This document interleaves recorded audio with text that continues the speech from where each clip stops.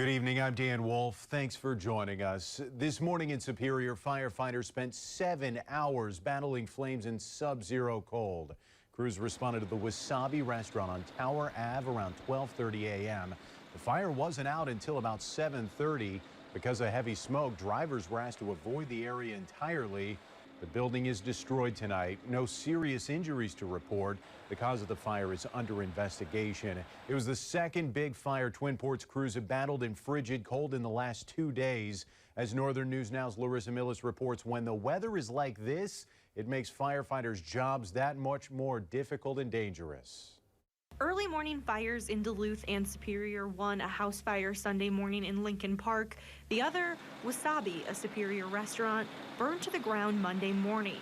Both had firefighters battling flames and dangerously cold temperatures. You have to worry about everything freezing up, be it us, our equipment, or the water we're dealing with. Since most of what we put fires out with is water, we're dealing with water freezing up on us fairly quickly. Superior Fire Chief Cameron Volbrecht says when water freezes, it can add a lot of weight to a structure, which increases the potential for a collapse.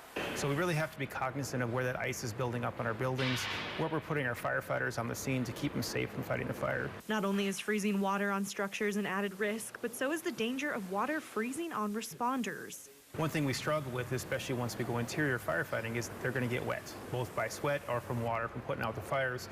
So as you know, when it's cold out, it's really tough dealing with being wet. So trying to have somewhere they can get sheltered. There's a chance for frostbite.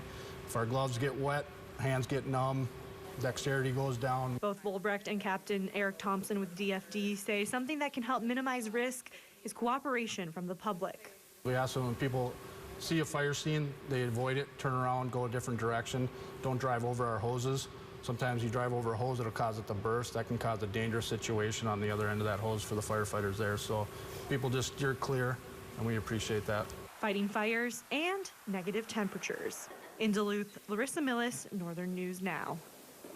In that Duluth house fire Sunday, a woman, her 2 daughters, and 3 of their dogs escaped, but one of their dogs ended up dying. No people were hurt, and this morning's fire at Wasabi destroyed the restaurant, and one firefighter injured his back when he slipped on the ice. Both fires remain under investigation.